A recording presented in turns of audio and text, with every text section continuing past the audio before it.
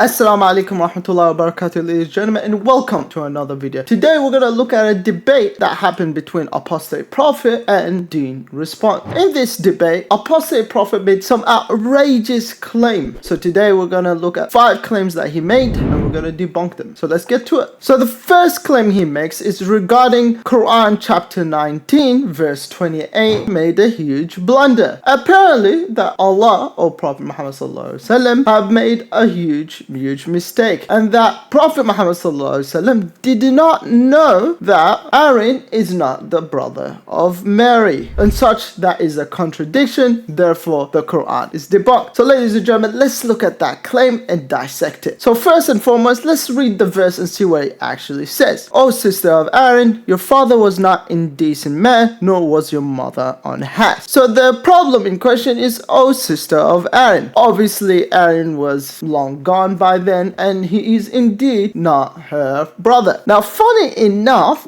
Christian apologists have been making this claim for centuries. In fact, we have a hadith by the Prophet ﷺ debunking this very claim. By the Maghreb reported, when I came to Narjan, they, the Christian of Narjan, asked me, you read, O sister of Harun, in the Quran, whereas Moses was born much before Jesus. When I came back to Allah's Messenger sallallahu alaihi wasallam, I asked him about that, whereupon he said that people of the old age used to give names to their persons after the names of the apostle and pious person who had gone before them. Okay, interesting. Now let's look at the commentary. So this is the commentary of Ibn Kathir. He says, Ibn Kathir reported, Ali ibn Abu Talha and Asudi said, it was said to her, O sister of Aaron, meaning the brother of Moses, because she was from among his descendants. Interesting. Ibn Kathir adds as well, this is like saying to somebody from Tamimi tribe, or brother of At-Tamim, or to somebody from Al-Mudari tribe, or brother of Mudar. And this is in Ibn Kathir commentary. Ladies and gentlemen, as you can see, when in the Quran, when it says, O sister of Aaron, it is not claiming that Mary is indeed the sister of Aaron. It's an idiom just reflecting, number one, the great mistake that the Jews are accusing her of, and also just following the practice of their time, calling people based on their descendants or the pious people lineage they're from. Now funny enough, this is not something that is mysterious or isolated in the Quran. In fact, if you look in the Bible, we find the same kind of thing presented in there. So for example, in Matthew chapter 9 verse 27, 2 blind men say to Jesus, have mercy on us, son of David. Interesting. Jesus is not the son of David. It seems like the Bible is committing a contradiction according to Christian apologists. In Matthew chapter 29 verse 9, it says, Hosanna, the son of David, greeting Jesus. Again, they are forcing this Jesus is the son of David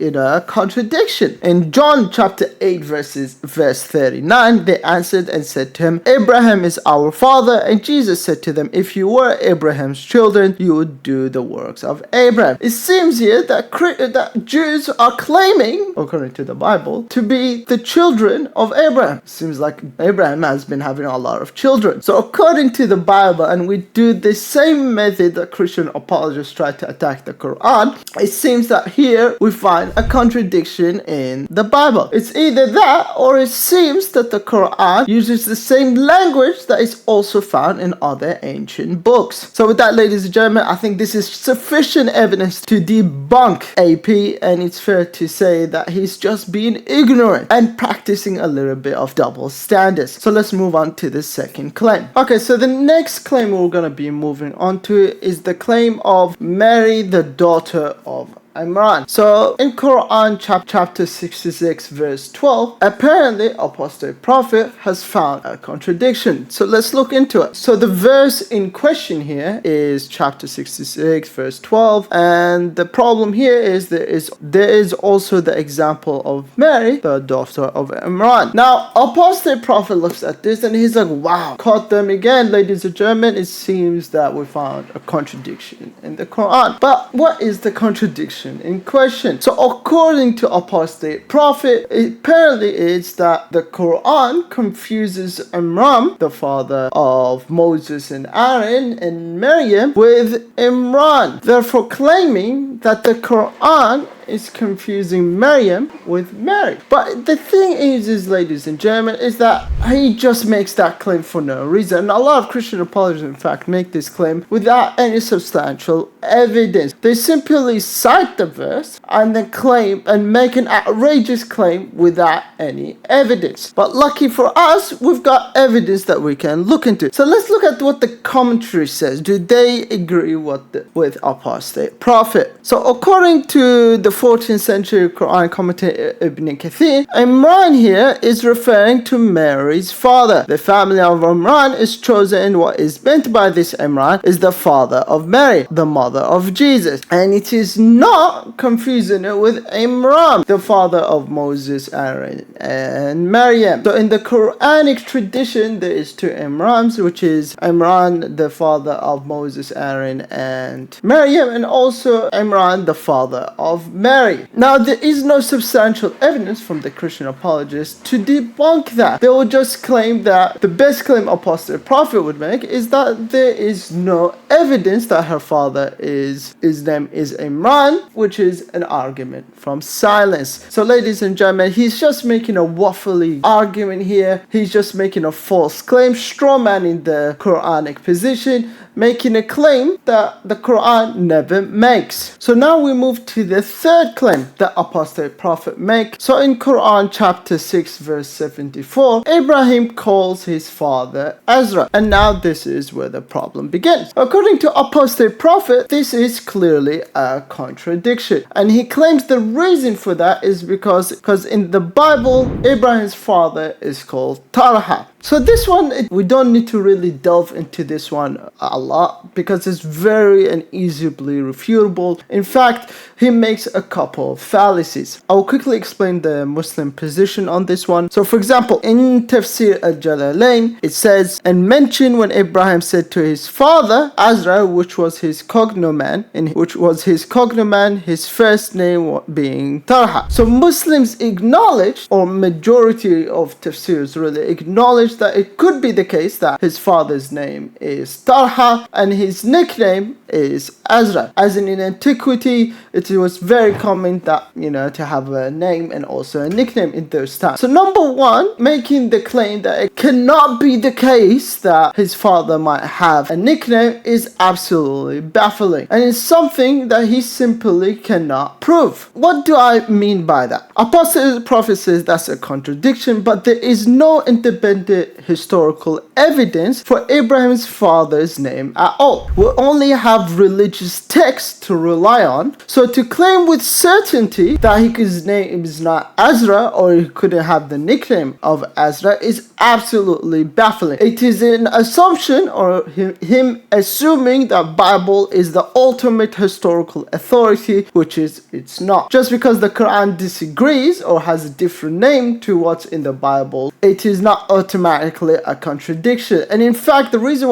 when I say that it's not something he can prove, I don't mean I'm not trying to say we don't know, therefore his argument fails. I'm just saying we don't know because there is no historical evidence. There is actually no evidence to back up his claim. The only thing he's relying on is the Bible, and nothing proves that the Bible is a good historical book. In fact, it proves the opposite, because we do know there is forgeries in the Bible. Like, for example, the Jonah Johannium, and also the 9 verses and ending of Mark, and also the adulterous first. So we know in the Bible that there's been stories that have been made up. So in no case or form it is a reliable evidence for a historical figure such as Abraham that came. So finally, ladies and gentlemen, to simply claim it's a contradiction because it differs from the Bible, it's not a contradiction, because that simply assumes that the Bible is an authority, which it's not. So moving on to the fourth claim that Apostate Prophet makes, and it's in chapter 28 verse 38, where he claims that the Haman that is mentioned in Pharaoh's time is the same Haman which is in the story of Esther, which is set in Persia, which is absolutely fascinating. When I first heard this claim, I was absolutely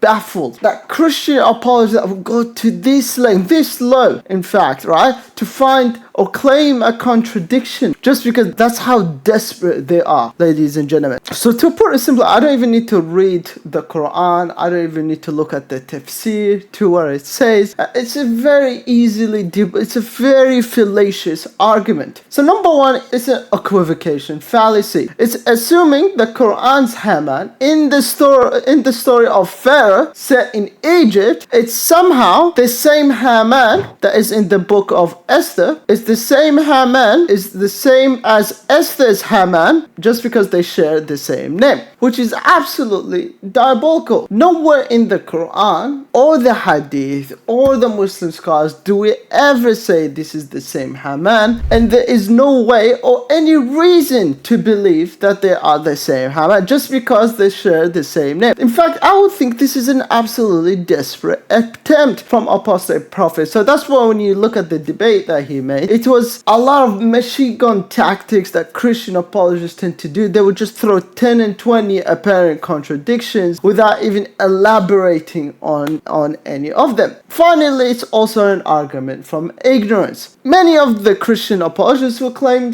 there was no Haman in the time of Pharaoh, which is fascinating to how the hell would you know that Haman did not exist? Just because there is no archaeological evidence that Haman doesn't exist does not mean he didn't exist. Because lack of evidence is not evidence of absence, ladies and gentlemen. And it also is a bit of double standard because the Bible uses multiple names in stories. You've got different Johns, different Marys, and we don't go around, you don't see Muslims coming around and be like, it seems like this is a contradiction. Fascinating. So finally, ladies and gentlemen, his fifth claim is that Dhul-Qarnayn building the wall to keep Gog and Magog in bay is somehow a contradiction. And the claim he makes is that if there is indeed a wall of this magnitude, we would have discovered it by now. Ladies and gentlemen, this is an argument from ignorance once again, which is something Apostate Prophet likes to get into. So this is a ridiculous claim to make, because claiming that we could have find the wall is like claiming that we should see the day of judgment. And this, ladies and gentlemen, is a ridiculous claim, because demanding to see the wall now is like demanding to see a day of judgment. The Quran clearly makes it clear that this wall will only be broken by Gog and Magog by the end of time. In fact, it will be a contradiction to find the wall, because if you find the wall, you find Gog and Magog, and the Quran makes it clear that these people are not going to be around until the end of times. Again, this is an argument from ignorance. Lack of discovery is not proof of non-existence. History repeatedly shows that ancient sites are dismissed as myth until discovered recently. The Quran, to put it simply, the Quran's claim is eschatological, not archaeological. So it's not an argument that can be falsified in the first place. So your standard of falsifiability doesn't even apply. So ladies and gentlemen, with that said, that will be the end of this video. If you guys did enjoy the video, make sure to like and subscribe, and I'll see you guys in the next one.